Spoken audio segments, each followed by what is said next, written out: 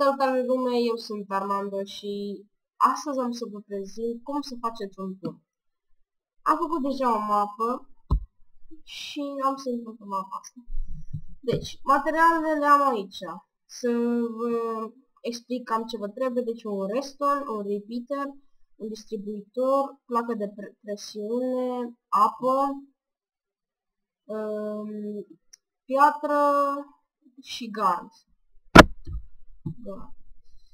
Gard poate să fie orice fel de gard, deci gard din Ender, scuzați, a fost puțin la gard din Ender sau gard normal. Deci eu am ales gard normal, nu prea contează, pentru că o să fie și pământ.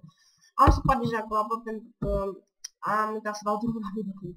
Deci săpați o groapă așa, 3x2 și o să puneți niște garduri, așa, apoi peste gardurile acestea o să puneți niște plăci de presiune. Apoi faceți 3 cuburi înălțime. Poate să fie orice cub. Deci eu am ales ăsta pentru că se potrivească. Poate să fie și din toate felurile de cuburi. Cuburile astea chiar nu contează, numai să țină apa care o să fie. Deci o să urmează, o să vedeți de ce. Așa. Apoi distribuitoarele, trebuie să fiți foarte atenți, să lăsați un spațiu liber de la plăcile astea de presiune. Deci aici, așa ar veni. Cu fața înspre plăci. Bun. Apoi, puneți deasupra, deci aici, unde am lăsat locul ăsta liber, deasupra puneți iarăși distribuitoare. Apoi, puneți apă. Așa. Că atâta a fost cu modelul, deci acum să trecem la redstone. La redstone, scuzați-mă. La redstone cam nu prea e așa complicat, deci nu o să fie greu de făcut. Umpluți aici cu redstone. Așa. Apoi, lăsați un loc liber. Deci aici e bine. Așa, adică nu până așa. Și aici. Puneți un repeater cu fața încoace și cealaltă fața încolo.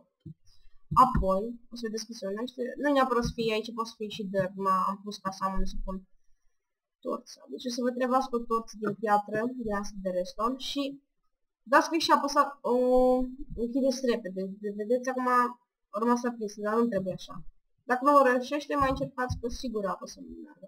Deci dați repede click și o și spargeți, vedeți? Și o să se întâmple această chestie. Bun, deci acum asta a fost tutorialul. Cum să-l faceți. Acum să și testăm, nu? E și normal. Ca să testăm, o să fac loc aici în inventar. O să iau niște TNT-uri. Scuzați-mă, trebuie să scriu cineva. Ca să luați TNT-urile așa, trebuie să țineți așa mouse-ul pe ăsta, dar nu apăsați niciun click și dați de butoane 1, 2, 3, 4, 5, 6. Aici poate să fie câte 9 de dat, dar nu o să stau să le umplu. O să fie un stack, cred că ajung decât de un let's play. Stack aici, un stack aici, stack și aici, și aici, și aici. Și asta așa. Ca să-l activați, trebuie așa. Îl puneți, scuzați,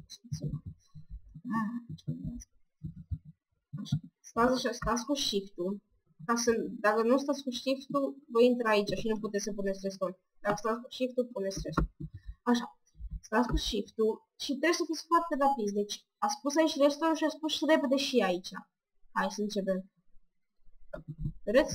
Uitați cam ce se întâmplă. Deci, aruncă cu TNT-uri foarte, foarte mult. Și uite, vedeți, dacă ați așteptat așa puțin, nu le aruncă așa de tare. Deci, cam asta se întâmplă dacă faceți așa ceva. Scuzați că nu se randează mapa, dar... Da. Și uitați ce se întâmplă. Da. Dacă tot am ajuns aici la categoria asta de tunuri, să vă fac și celălaltă modalitate. Care e bine, o văd mult mai... Bine, prima dată când am văzut aia mi s-a părut chiar șmecheră, dar acum când am descoperit acest tun magnific, nu am să fac așa. Bun. Pentru celălalt model de tun vă trebuie orice bloc, deci poate fi orice bloc, dar eu am să folosesc obsidian, care arată fain. Placă din asta de nether, lespede de cărămidă de nether. Poate să fie și din asta, să fie lespe, așa. Ce mai ne trebuie? Apă, desigur. Redstone. Și asta. Bun, aici nu știu, nu cred că mai țin minte chiar cum se face exact, deci dacă o să găsiți la redstone, nu mă judecați. Așa, o să fie parcă 1, 2, 3, 4, 5, 6, să vedem cred că de 7. 1, 2, 4, 5, 6, 7, apoi puneți unul așa din afară și apoi 7. Așa, faceți înapoi și aici, deci faceți de 2 ori.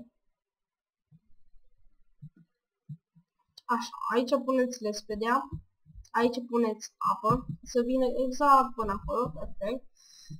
Bun, la restul aici nu împrășteam, așa vinea. Așa. Și oare trebuia, și da, și aici unul așa. Așa, și aici vine așa, pac, așa.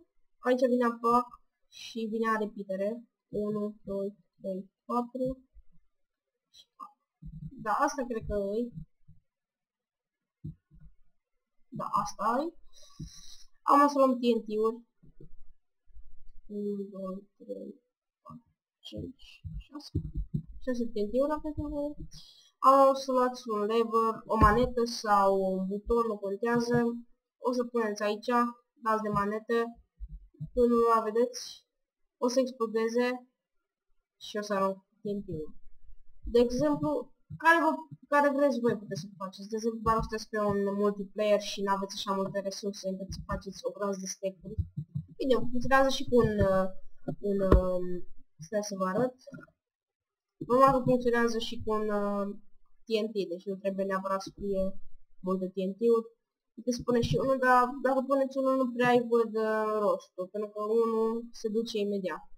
Dar o să fac ca să nu ziceți că nu merge. Așa. Deci după ce ați făcut, deci faceți la fel, stați cu shift-ul, puneți aici, puneți repede și uitați. Le aruncă frumos.